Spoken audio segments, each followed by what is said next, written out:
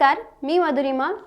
आजच्या या सेशनमध्ये आपण डिस्कस करणार आहोत MH सेट 2019 चा क्वेश्चन पेपर, पर्टिक्युलरली इथे लाईफ सायन्सचा क्वेश्चन पेपर आपण डिस्कस करणार आहोत।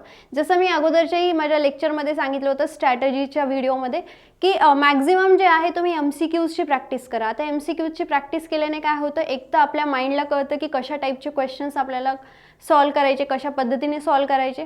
दुसरी म्हणजे आपल्याला ह्याच टॉपिकला अनुसरून बऱ्याचदा क्वेश्चन्स विचारले जातात अपकमिंग एक्झामिनेशनमध्ये, त्यामुळे ही हे गरजेचं आहे।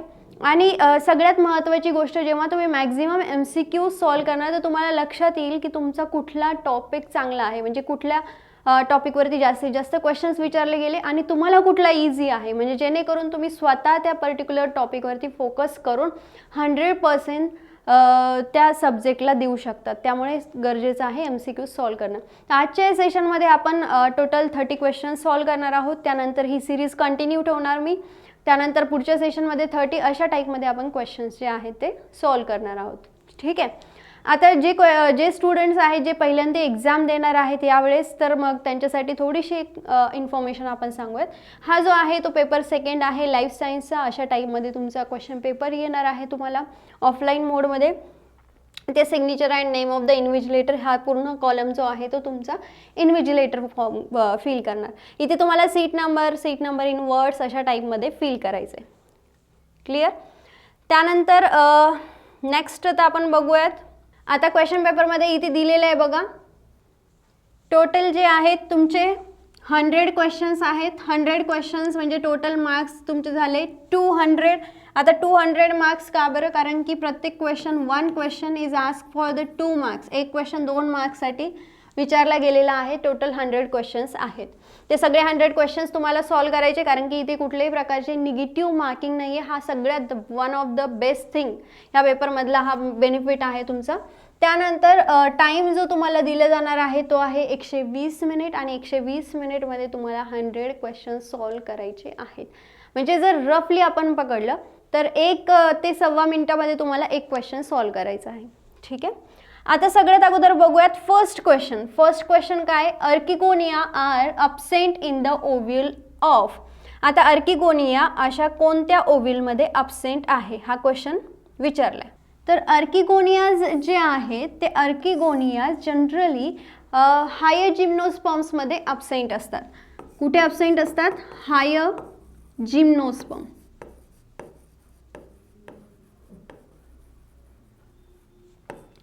मग हायर जिम्नोस्पर्मचं एक्झाम्पल काय आहे? तर हायर जिम्नोस्पर्मचं एक्झाम्पल आहे नीट।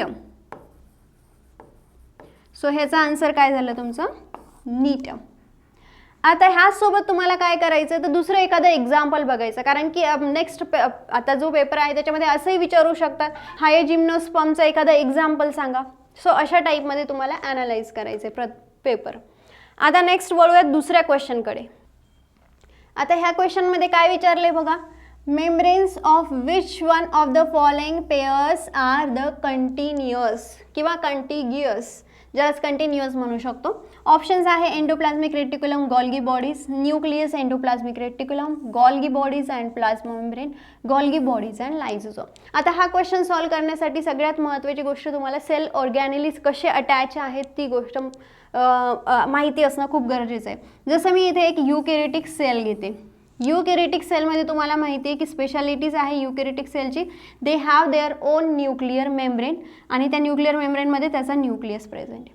पण त्यालाच exactly attach, because this nucleus is the double layered. Now this nucleus is getting extended. हा जो न्यूक्लियस आहे तो एक्सटेंडेड झाला आहे कुठे? हा रफ एंडोप्लाझ्मिक रेटिक्युलमला अशा टाईपमध्ये एक्सटेंड झाला आहे। म्हणजेच ह्याचा जो आउटर कव्हरिंग आहे, न्यूक्लियसचा आउटर कव्हरिंग आणि एंडोप्लाझ्मिक रेटिक्युलमचा आउटर कव्हरिंग जो आहे तो कंटिन्युअस आहे। ठीक आहे। मग आता तुम्ही म्हणणार की काय गरज आहे ह्यांना असं कंटिन्युअस आउटर मेम्ब्रेन ठेवण्याची, तर जेवढे काही सिलेक्टिवली परमिएबल मटेरियल्स आहे किंवा काही केमिकल्स आहेत तेवढेच ह्याच्या थ्रू काय होऊ शकतात, आतमध्ये जाऊ शकतात। बाकीचे सगळेच हायर मॉलिक्युलर वेट मॉलिक्युल्स ह्याला क्रॉस करू शकत नाही। So because of that is the important. मग आता ह्याच्या पुढे काय असतं, तर हा झाला तुमचा न्यूक्लियस, हा झाला एंडोप्लाझ्मिक रेटिक्युलम, पर्टिक्युलरली कोणता? Rough endoplasmic reticulum. त्यानंतर इथे येते गॉल्गी बॉडीज। गॉल्गी बॉडीज नंतर इथे लायझोझोम्स प्रेझेंट असतात आणि नंतर इथे काय होणार आहे, ओव्ह्यूल्स क्रिएट होणार आहे आणि ते फ्यूज होणार आहे या प्लाझ्मा मेम्ब्रेनसोबत अशा टाईपमध्ये. ठीक आहे, तर मग ह्याचा आन्सर काय येईल, the membrane of which one of the following pairs are continuous. कोणत्या दोन ऑर्गॅनेलिजचा मेम्ब्रेन जो आहे तो कंटिन्युअस आहे. आता इथे बघितलं कंटिन्युअस कोणाचा आहे तर nucleus and endoplasmic reticulum. So the most appropriate answer is the nucleus and endoplasmic reticulum. First answer का नाही आहे, एंडोप्लाझमिक रेटिक्युलम आणि गॉल्गी बॉडीज. बघा एंडोप्लाझमिक रेटिक्युलम इथे, गॉल्गी बॉडीज इथे, तो कंटिन्युअस नाही आहे. त्यानंतर Golgi bodies and plasma membrane. आता गॉल्गी बॉडीज आहे इथे, प्लाझ्मा मेम्ब्रेन आहे इथे, तर कंटिन्युअस न्यूक्लिअर मेम्ब्रेन नाही आहे. त्यानंतर गॉल्गी बॉडीज अँड लायझोझोम, ही इथे गॉल्गी बॉडीज आहे, इथे लायझोझोम्स आहेत. So there is the no any attachment between them. फक्त कोणामध्ये, न्यूक्लियस अँड एंडोप्लाझमिक रेटिक्युलममध्ये. नेक्स्ट थर्ड क्वेश्चन बघूया. क्वेश्चन विचारलाय which of the following is not caused by the deficiency of mineral nutrition. म्हणजे question काय विचारलाय की खालीलपैकी कुठली असे डिसऑर्डर्स आहेत की ज्या मिनरलच्या डेफिशियन्सीमुळे झालेला नाही आहे. म्हणजे जसं की शॉर्टनिंग ऑफ इंटरनोड हे कशामुळे होतं तर डेफिशियन्सी ऑफ मिनरलमुळे होतं. नेक्रोसिस कशामुळे होतं म्हणजे सडन बर्स्ट कशामुळे होतं तर डेफिशियन्सी ऑफ मिनरल्समुळे. किंवा क्लोरोसिस कशामुळे होतं तर डेफिशियन्सी ऑफ मिनरल्समुळे. मग अशी कुठली गोष्ट आहे की जी डेफिशियन्सीमुळे नाही होत तर इटिओलेशन अशी एक गोष्ट आहे की जी डेफिशियन्सी ऑफ मिनरल्समुळे होत नाही आहे. मग ती का होते, मिनरल्समुळे नाही होत तर मग जर तुम्ही एखादा प्लांट आहे ज्याला शेडमध्ये ठेवलं, शेडमध्ये म्हणजे सनलाईटमध्ये न ठेवता असं शेडिंगमध्ये ठेवलं तर त्या प्लांटमध्ये जी काही डेफिशियन्सी क्रिएट होते त्याला आपण म्हणतो that is the इटिओलेशन.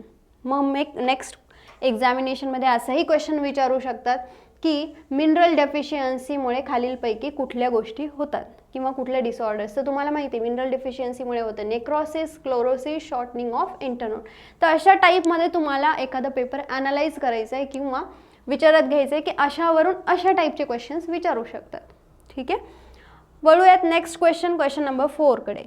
Question number 4 विचारलाय Rous sarcoma virus which induces the formation of sarcomas in the chickens. Which of the following is the product of oncogene VSRC.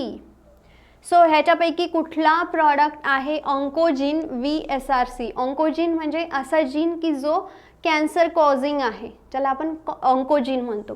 So SRCशी connected कोण आहे तर SRC सोबत connected आहे tyrosine kinase. So the answer is tyrosine kinase.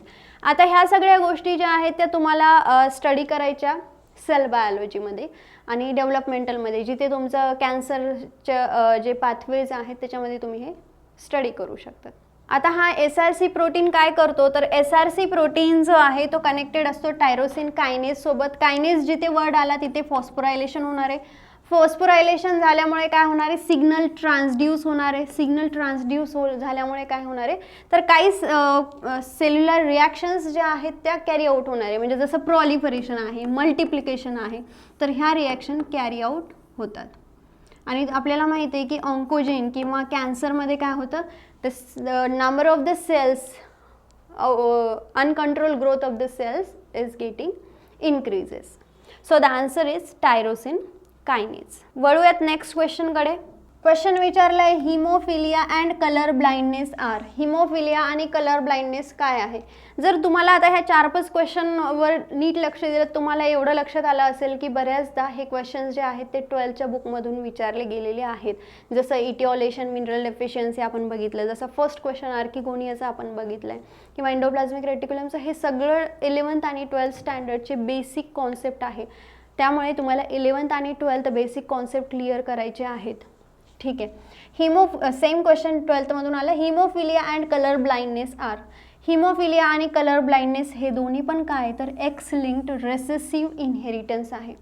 आता recessive कशावरून सांगते, recessive म्हणजे जिथे काय होतं जनरेशन गॅप क्रिएट होतो. म्हणजे कधी कधी तुम्हाला अशा टाईपमध्ये पेडिग्री पण विचारतात आणि हा जो आहे फॉर एक्झाम्पल हा डिसीज आहे आणि हा देअर इज नो डिसीज आणि त्यानंतर त्यांची नेक्स्ट प्रोजेनी आहे त्यांना डिसीज होत नाही आहे आणि त्यानंतर फर्दर ह्या प्रोजेनीला डिसीज होतो.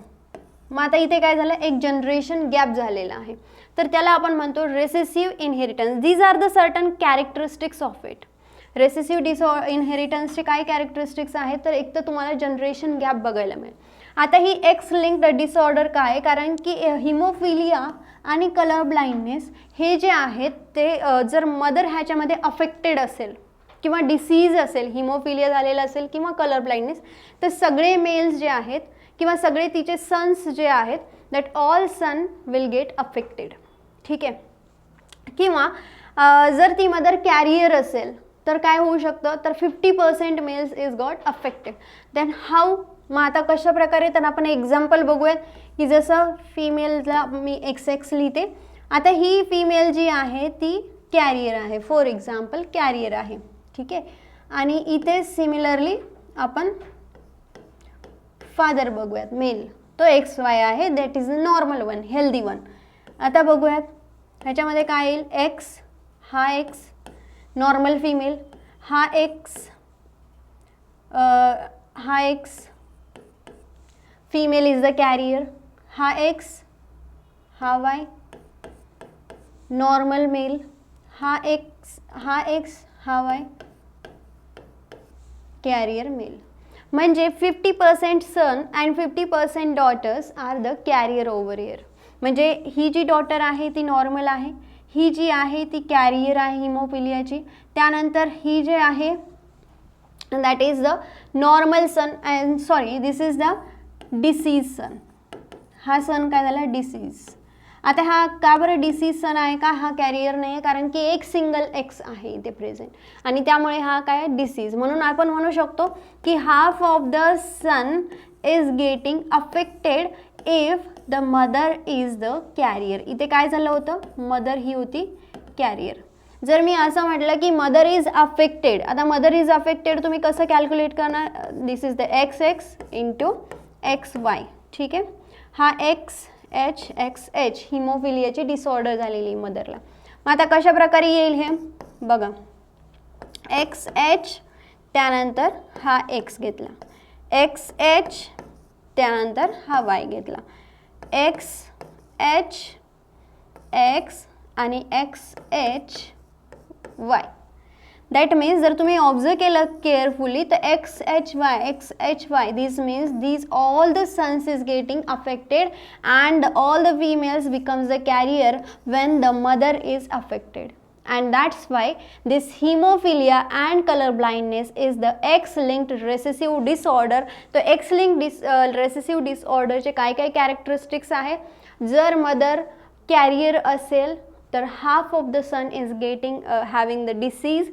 If the mother is deceased, then 100% all the male is getting affected and the daughter is getting carrier. And here the 50% daughter is the carrier. So हे सगळे कॅरेक्टरिस्टिक्स आहे X-linked recessive inheritance चे. बऱ्याचदा pedigree असा question येऊ शकतो पेडिग्रीवरती, एखादा पेडिग्रीचा chart देतील आणि सांगतील की सांगा ही कुठली डिसऑर्डर आहे, and that's why these things is necessary to know. Question बघूया 6 number. Again the question is asked from the 12th standard. Which one of the following statement is the correct? खालीलपैकी कुठलं स्टेटमेंट करेक्ट आहे? तर दोन गोष्टी आपल्याला माहिती आहेत. क्रोमोझोमचं सेपरेशन कुठे होतं? Chromosomes are separated in the meiosis 1 मध्ये सेपरेट होतात. आणि जर क्रोमॅटिड असतील तर ते कुठे कोणत्या फेजमध्ये सेपरेट आउट होतात? ते मिओसिस 2 मध्ये सेपरेट होतात. आता फॉर एक्झाम्पल मी इथे ड्रॉ करून दाखवते तुम्हाला. हा होता आपला DNA, त्यानंतर इथे झालं मिओसिस 1. मिओसिस 1 झालं तर तुम्हाला अशा टाईपमध्ये रिझल्ट मिळाले.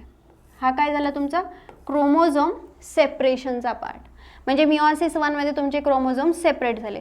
आता हा एक क्रोमोझोम घ्या आणि मिओसिस 2 मध्ये जर तुम्ही बघितलं तर एका क्रोमोझोमचं सेपरेशन होतं आणि तिथे काय होणार आहे, क्रोमॅटिड्स तुम्हाला मिळणार आहे. In this way this is the chromatid 1, this is chromatid 2. Chromatid is getting separated in meiosis 2. मग बघा ऑप्शन्स काय, chromosomes is separate in meiosis 1 and chromatids separate in meiosis 2. The first option is correct. Second option incorrect का बरं आहे, कारण की chromosomes त्यांनी meiosis 2 मध्ये सेपरेट होता असं सांगितलं. थर्ड इनकरेक्ट काय, कारण की क्रोमोझोम्स इथे त्यांनी सांगितलंय की मिओसिस 1 मध्ये होतात आणि मिओसिस 2 मध्ये क्रोमोझोम्स जे आहेत मिओसिस 1 आणि 2 मध्ये होतात. तर नाही, क्रोमोझोम्स फक्त मिओसिस 1 मध्ये होतात. Last option, chromatids separate in both meiosis and meiosis 2. No, chromatids फक्त मिओसिस 2 मध्ये सेपरेट आउट होतात. So the most correct answer is the answer number 1. Chromosomes separate होतात मिओसिस 1 मध्ये, क्रोमॅटिड्स मिओसिस 2 मध्ये. वळूयात नेक्स्ट क्वेश्चन. नेक्स्ट क्वेश्चन जो आहे तो आहे 7th नंबर. क्वेश्चन विचारलाय, maple syrup urine disease, one of the inherited metabolic disorder, is caused because of the blockage of the oxidative decarboxylation of alpha keto acids derived from the valine, leucine and isoleucine. हे disorder का create झाले? Because of the blockage of the oxidative decarboxylation. कशाचं झालंय? Alpha keto acids. आणि alpha keto acid कुठून derive झाले होते? व्हॅलिन, leucine आणि आयसोल्युसिन पासून डिराईव्ह झाले होते. ठीक आहे. Which of the following enzyme is missing or the defective in the patient? पेशंटमध्ये कुठला एन्झाईम जो आहे तो डिफेक्टिव्ह आहे. So the correct answer is the branch chain dehydrogenase नावाचा जो एन्झाईम आहे तो काय डिफेक्टिव्ह आहे त्या पेशंटमध्ये. And because of that oxidative डिकार्बोक्सायलेशनचं ब्लॉकेज झालं आहे, कारण की हा एन्झाईम जो आहे तो डिफेक्टिव्ह आहे. ठीक आहे. Moving towards the next question, that is the question number 8. Question विचारलाय, which one of the following sequences functions as the signal for the N-linked glycosylation in the rough endoplasmic reticulum? आता ह्यासाठी तुम्हाला सगळं study करावं लागेल. N-linked glycosylation काय, O-linked glycosylation काय, तर ह्या सगळ्या प्रोटीन फोल्डिंग काय आहे, तर ह्या सगळ्या गोष्टी तुम्हाला स्टडी करावे लागणार आहे. त्यासाठी प्रत्येक पर्टिक्युलर सिग्नल्स दिलेले आहेत. तर आता इथे बघूयात की सिग्नल काय आहे. तर सिग्नल जो आहे एन लिंक्ड, पर्टिक्युलरली काय विचारलं, एन लिंक्ड ग्लायकोसायलेशनसाठी रफ एंडोप्लाझ्मिक रेटिक्युलममध्ये काय सिग्नल आहे, तर asparagine, serine, arsenine, threonine. So this is the signal. जिथे ॲस्पर्जिन ही सिक्वेन्स मिळेल आणि जिथे थ्रिओनिन असेल दॅट इज द सिग्नल. किंवा इन शॉर्ट तुम्ही असं लिहू शकतात त्याला, ॲस्पर्जिन एक्स सेरिन थ्रिओनिन. एवढं जरी लक्षात ठेवलं तरी पण तुम्ही आन्सर करू शकतात. So this is the answer for it. Moving towards the next question, that is the question number 9. Question number 9 विचारलाय, oxysomes for the F0 F1 particles are present on. आता आपल्याला माहिती आहे F0 F1 पार्टिकल्स कुठे present आहे? Yes, mitochondriaवरती. Mitochondria is the double membrane structure having the outer membrane, this is the inner membrane, but this inner membrane is the folded one. So I am drawing again. Let's consider this is the outer membrane of the mitochondria and this one is the inner membrane. This is the crystal foldings are there. They are having their own nucleus and on this inner cell membrane there is the F0 F1 particle which is present over here. आणि हे जे F0 F1 particles आहेत ते involved आहेत energy फॉर्मेशनसाठी, म्हणजेच ATP फॉर्मेशनसाठी important आहे. कुठल्या chain through ते ATP फॉर्म करतात, तर electron transfer chain through, ETC through ते काय करतात, तर एनर्जी फॉर्म करतात. मग आता क्वेश्चन्स म्हणजे याचा अर्थ आहे तुम्हाला मायटोकॉन्ड्रियावरती विचारू शकतात. तर तुम्हाला मायटोकॉन्ड्रियाची सगळी डिटेल इन्फॉर्मेशन पाहिजे, मायटोकॉन्ड्रियामध्ये कुठली सायकल कॅरी आउट होते हे सगळं माहिती पाहिजे. ठीक आहे. आता F0 F1 particles are present on location thylakoid, no. Outer membrane, no. Outer chloroplast membrane, no. Inner mitochondrial membrane कुठे प्रेझेंट आहे? Inner mitochondrial membrane. Moving towards the next, that is the question number 10. What is the sequence of the cell organelle getting separated during the cell fractionation by the differential centrifugation? Cell fractionation टेक्निकमध्ये कोणते cell ऑर्गॅनेली कशा प्रकारे जे आहेत ते differentiate होतात. मग depending on the density ते काय होणार आहे, centrifugation obviously depending on the density they are getting separated. म्हणजे जर मी अशी ट्यूब्स घेतली आणि प्रत्येक सेलचं ऑर्गॅनेली बघितले की कशा टाईपमध्ये, तर हेविएस्ट वन कोण आहे, तर हेविएस्ट वन आहे न्यूक्लियस. म्हणजे सगळ्यात खाली तुम्हाला पेलेटमध्ये काय मिळणार आहे, न्यूक्लियस. नॉट ओनली न्यूक्लियस, इथे तुम्हाला सायटोस्केलेटन मिळतील, सायटोस्केलेटन सोबत इथे तुम्हाला प्लाझ्मा मेम्ब्रेनही मिळू शकतं. सो हा काय झाला बॉटम लाईनला. त्यानंतर त्याची वरची जी लाईन आहे इथे तुम्हाला काय मिळणार आहे, मायटोकॉन्ड्रिया. जर इथे मायटोकॉन्ड्रिया ऑप्शन नसतं तर इथे दुसरं ऑप्शन तुम्ही टिक करू शकला असतात की इथे लायझोझोम्सही तुम्हाला मिळू शकले असते. ठीक आहे. त्यानंतर त्याच्यावरती लायझोझोम्सच्या वरती जी लेयर आहे ती लायझोझोम किंवा मायटोकॉन्ड्रियाच्या वरची जी लेयर आहे ती आहे मायक्रोझोम्सची. कोणते? मायक्रोझोम्स. आणि मायक्रोझोम्सच्या वरती मग रायबोझोम्स आणि सायटोप्लाझम अशी लेयर मिळते. सो ही सिक्वेन्स तुम्हाला माहिती पाहिजे.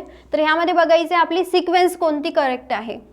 न्यूक्लियस, सगळ्यात अगोदर तुम्हाला बॉटमला न्यूक्लियस मिळाला, त्यानंतर मायटोकॉन्ड्रिया किंवा इथे लायझोझोम असतं तरी तुम्ही ह्याला टिक करू शकले असते.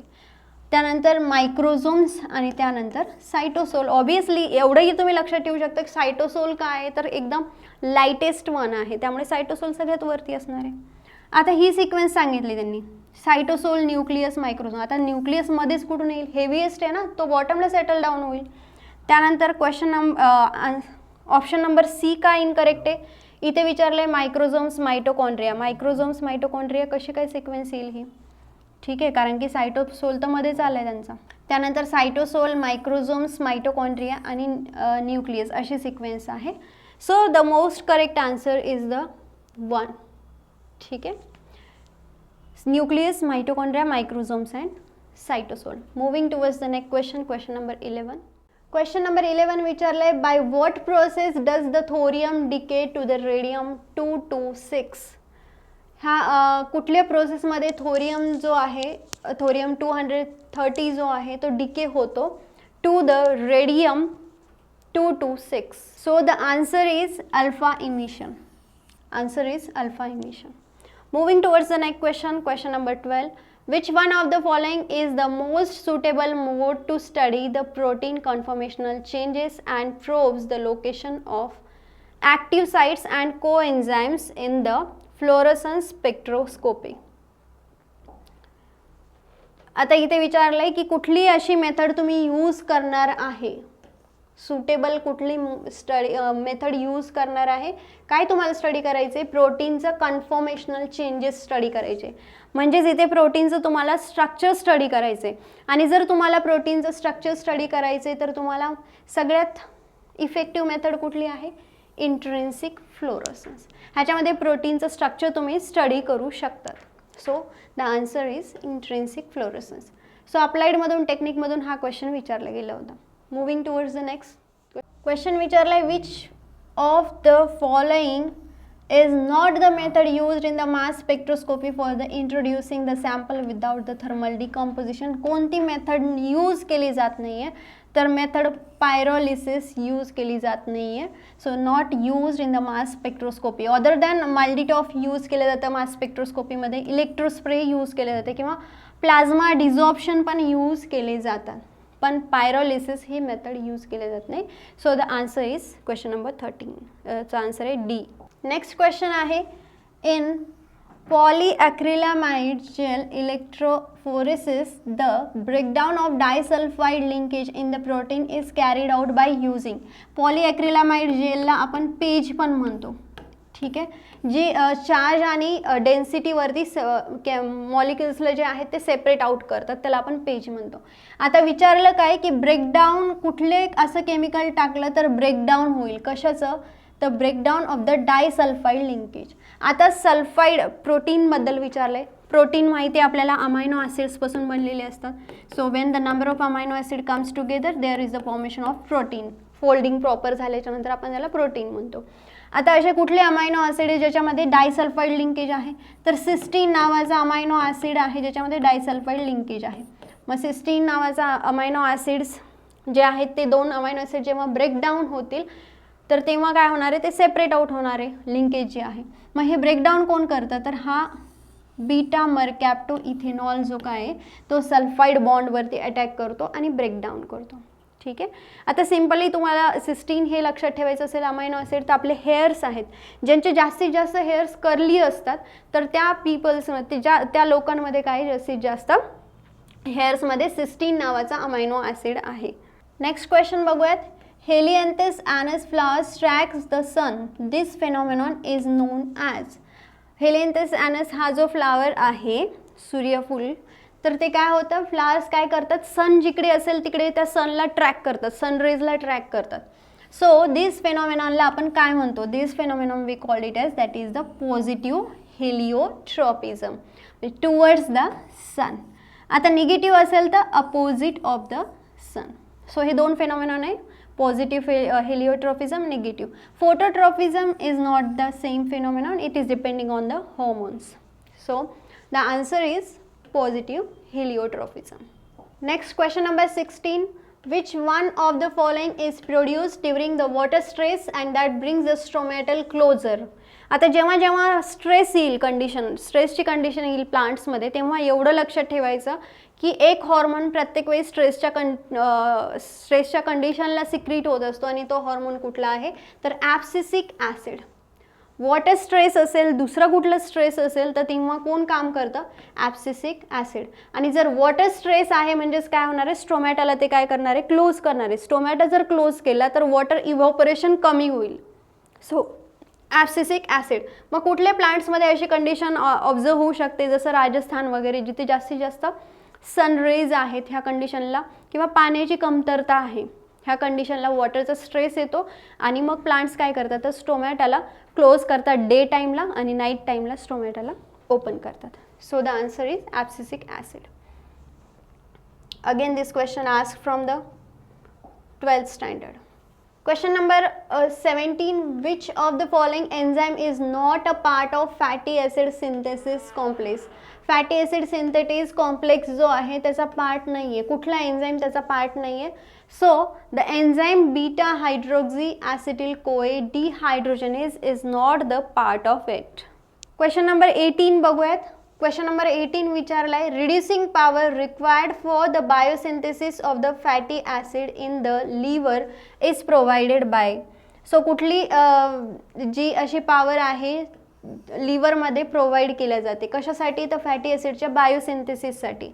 मग ह्याचा आन्सर आहे hexose monophosphate shunt pathway. Hexose monophosphate shunt काय करतात तर रिड्युसिंग पॉवर प्रोव्हाइड करतात. कोणाला प्रोव्हाइड करतात, लिव्हरला. लिव्हरला का प्रोव्हाइड करतात, कारण की लिव्हरला फॅटी ॲसिडचं बायोसिंथेसिस करायचं आहे. ठीक आहे. Moving towards the next question number 19. Starting with the fertilised egg zygote. Zygote माहिती तुम्हाला, जेव्हा दोन सेल्स एकत्र येतात तेव्हा त्याला झायगोट बनतो. So, egg zygote, a series of sequential fine cell division would produce an early embryo with the how many cells? किती विचारले सिक्वेन्शियल, 5 डिव्हिजन्स विचारले. 5 डिव्हिजन्स म्हणजे झायगोट पासून विचारले. मग एका झायगोट पासून 2, मग 2 पासून 2, 2 पासून 2, 2 पासून 2 अशा टाईपमध्ये. 2 दुनी 4, 4 दुनी 8, 8 दुनी 16, 16 दुनी 32 अशा टाइप्समध्ये तुम्हाला किती मिळतात, 5 डिव्हिजन्समध्ये 32. So easiest answer of it. त्यानंतर क्वेश्चन नंबर 20. क्वेश्चन विचारला आहे, if the Golgi apparatus is associated with the secretion we would expect it most abundantly in. जर गॉल्गी ॲपरेटस आपण असं म्हटलं की तो सिक्रेशनमध्ये इन्वॉल्ड आहे, तर खालीलपैकी कुठल्या गोष्टीमध्ये आपण म्हणू शकतो की गॉल्गी ॲपरेटस असोसिएटेड आहे त्याच्याशी. तर आपल्याला माहिती आहे मसल्समध्ये सिक्रेशन होतं का, नाही. ब्लडमध्ये कुठल्या प्रकारचं सिक्रेशन होतं का, no. Glands, obviously glands is secreting what, the hormones. And obviously Golgi apparatus कोणाशी असोसिएटेड आहे, ग्लँड्ससोबत. Question number 21. Which one of the following is not the function of kidney. खालीलपैकी कुठलं काम नाही आहे किडनीचं. आता किडनी तुम्हाला माहिती आहे काय करते, थर्मो रेग्युलेशन म्हणजे बॉडीमधलं टेम्परेचर मेंटेन करण्याचं काम किडनी करते. त्यानंतर ब्लड प्रेशरचं कंट्रोल पण कोण करते, किडनी करते. आता जेव्हा तुम्ही किडनीचे डिटेल स्ट्रक्चर डिस्कस करणार किंवा नेफ्रॉनची स्टडी करणार तेव्हा तुम्हाला लक्षात येईल ह्या सगळ्या गोष्टी. Maintaining the ionic balance and the pH of the blood, कारण की किडनी ॲब्झॉर्प्शन आणि सिक्रेशन दोन्ही गोष्टी करते. त्यामुळे काय होणार आहे, आपला pH जो आहे ब्लडचा तो मेंटेन होणार आहे. सोबतच इथे ब्लड प्रेशर पण आपलं काय होते, मेंटेन होतं. ब्लड प्रेशर का मेंटेन होते, कारण की मॅक्झिमम वॉटरचं ॲब्झॉर्प्शन किडनीमधून पुन्हा आपल्या ब्लड्समध्ये होत असतं किंवा ट्युब्युलेटेड वेसल्स आहेत त्यामध्ये होत असतं. त्यामुळे आपलं ब्लड प्रेशर मेंटेन होतं. पण कोऑर्डिनेटेड मसल मुवमेंट, मसलची मुवमेंट किडनीवरती डिपेंड आहे का, नो. मसलची movement is not depending on that. So which one of the not विचारलं आहे म्हणजे answer is the B. Moving towards the next question, question number 22. Question विचारले somatostatin and opioids are the example of. So these are the example of peptide neurotransmitter. So answer is the second B. त्यानंतर question number 23, nucellar पॉलीएम्ब्रियो is the common in the species of. कुठल्या स्पीसीजमध्ये nucellar पॉलीएम्ब्रियो observe होतो, तर generally सिट्रसच्या स्पीसीजमध्ये जे आहे ते nucellar पॉलीएम्ब्रियो.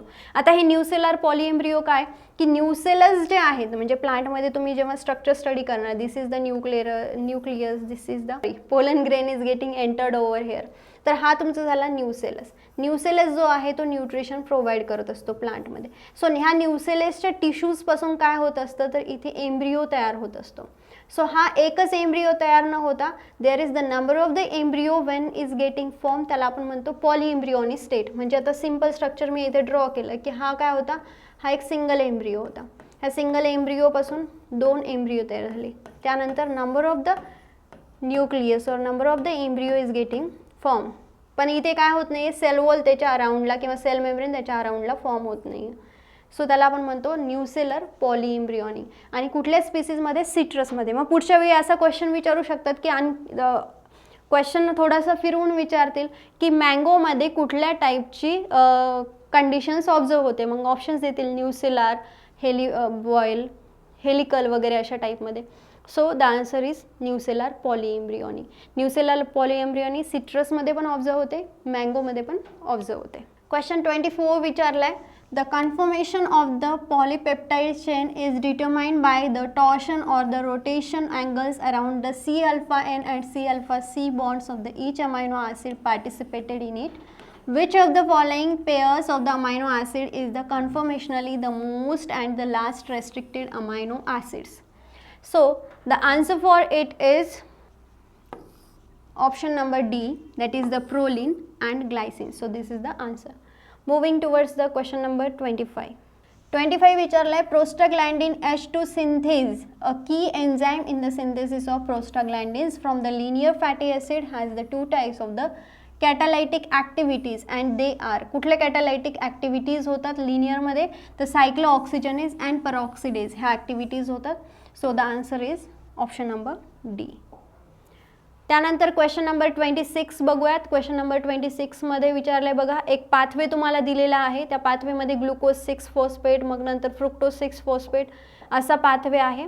आणि question काय विचारलाय, such a set of the opposing reactions shown as A and B in the above figures are the example of.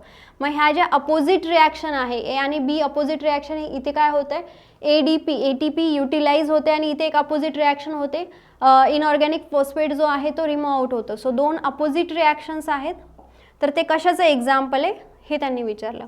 So this is the example of the substrate cycle. Now what is the substrate cycle? Substrate cycle where the 2 opposite reactions is carried out, त्याला आपण काय म्हणतो, substrate cycle. The next question is, in a normal kidney, the Bowman's capsule, the blood is filtered and filtrate contains. Normal kidney आहे ज्याच्यामध्ये नेफ्रॉनचं structure असं Bowman's capsule आहे, त्यानंतर proximal कॉन्व्होल्युटेड tubule, त्यानंतर लूप ऑफ हेनले, त्यानंतर दिस इज द डायस्टल कॉन्व्होल्युटेड ट्यूब्यूल आणि इथे collecting duct आहे. ठीक आहे, आता इथून मी काय म्हटलं, पेरिट्युब्युलर आर्टरीज आहे ज्याच्यामध्ये मॅक्झिमम ॲब्झॉर्प्शन होत असतं प्रॉक्सिमल कॉन्व्होल्युटेड ट्यूब्समधून आणि ह्या पेरिट्युब्युलर आर्टरीज आहेत. ठीक आहे, आता ह्याचं मॅक्झिमम ॲब्झॉर्प्शन कशाचं होतं, तर मॅक्झिमम ॲब्झॉर्प्शन होतं वॉटर आणि ग्लुकोज मॉलिक्युल्सचं. आणि जर मॅक्झिमम वॉटर ॲब्झॉर्ब झाला तरच आपल्या बॉडीचं ब्लड प्रेशर मेंटेन होतं. आता ह्या 15-20 क्वेश्चनमधून तुम्हाला हे लक्ष आलं, किडनीवरती 2 क्वेश्चन विचारलेत. म्हणजेच तुम्हाला सर्क्युलेटरी सिस्टीम किंवा ही जी सिस्टीम आहे एक्सक्रिटरी सिस्टीम हे डिटेल स्टडी करायचं आहे, पर्टिक्युलरली किडनीज, नेफ्रॉन याबद्दल स्टडी करायचं आहे. So the answer is water and glucose. आता फर्स्टमध्ये RBCs वगैरे कसे काय फिल्टरेट होतील, नो. सो त्यानंतर सी ऑप्शनमध्ये काय विचारले, large molecular weight proteins, no. Large molecular weight proteins sort out नाही होऊ शकत, ॲब्झॉर्ब नाही होऊ शकत. किंवा only water, no, not only the water, the glucose is also getting absorbed over there. Easiest question. In the tender coconut, initially the endosperm is free nucellar. Tender coconut म्हणजे जो coconut आपण green कलरचा शहाळा म्हणतो त्याला आपण त्याच्यामध्ये त्यांनी विचारलं की एंडोस्पर्म कशा टाईपचे असतात, फ्री न्यूक्लियर असतात. फ्री न्यूक्लियर म्हणजे अशा टाईपमध्ये. सायटोप्लाझममध्ये न्यूक्लियस फ्री आहे, कुठल्याही टाईपचे सेल वॉल प्रेझेंट नाही. So free nuclear. क्वेश्चन विचारलाय the lymphatic system has the following function except. Lymphatic सिस्टीमचे सगळे फंक्शन आहे, हा फंक्शन नाही आहे. सो कुठला फंक्शन नाही आहे तर लिम्फॅटिक सिस्टीम काय, तर लिम्फॅटिक सिस्टीम काय करत असते, ब्लड प्लाझ्माला सिफ्ट करत असते. These are the lymphatic capillaries. From this lymphatic capillaries all the plasma which is getting shift from the blood that is coming over the lymphatic vessel. आणि lymphatic वेसलमधून ते जाते lymph नोडमध्ये, लिम्फ नोडमधून मग अशा प्रकारे पुन्हा बॉडीमध्ये सर्क्युलेट होते. आता लिम्फ नोडमध्ये जेव्हा जाते तर तेव्हा जर त्या प्लाझ्मामध्ये काही व्हायरसेस असतील, काही बॅक्टेरियाज असतील, फॉरेन मटेरियल असेल तर त्यांना डिस्ट्रॉय केलं जातं आणि मग प्युअर जो लिम्फ फ्लुइड आहे ते पुन्हा सर्क्युलेट केलं जातं बॉडीमध्ये. So it maintains the balance of the fluid between the blood and tissue known as the fluid homeostasis. Yes, हे काय करतात, ब्लड आणि टिश्यूजमधलं बॅलन्स करतात. त्यानंतर it forms the part of the immune system and helps to defend against the bacteria and other pathogen. जसं मी तुम्हाला म्हटलं की इथे काय होतं, जर फ्लुइड आले त्यामध्ये काही बॅक्टेरिया पॅथोजन्स असतील तर ते काय करतील, डिस्ट्रॉय करतील. म्हणजे हे पण त्याचं फंक्शन आहे. पण एक्सेप्ट विचारलं आहे ना, म्हणजे कुठलं नाही आहे. It facilitates the absorption of the fats and fat soluble nutrients in the digestive system. Yes, that is also the true, but it does not facilitate the exchange of the gases. Gases exchange ते facilitate करत नाही. Gases exchange साठी आपल्याकडे काय आहे, अल्विओलाइज आहेत, lungs आहेत, इथे गॅसेस एक्सचेंज होतात. सो खूप इझिली तुम्ही डिटेक्ट करू शकतात wrong answer. And last question बघूयात, क्वेश्चन नंबर 30. क्वेश्चन विचारला आहे which of the source of the food stuffs nori. So नोरीचा आन्सर आहे पॉरिफायरा. सो सोर्स काय, नोरीचा. पॉरिफायरा हा सोर्स आहे नोरीचा. So in this way we have completed the 30 questions. यावरून तुम्हाला अंदाज आला असेल की कशा टाईपमध्ये आपल्याला स्टडी करायचे असतात क्वेश्चन्स आणि answer, previous year question papers. So माझ्या नेक्स्ट लेक्चरमध्ये आपण रिमेनिंग 30 किंवा रिमेनिंग 40 अशा टाईपमध्ये क्वेश्चन्स डिस्कस करूया. So thank you so much.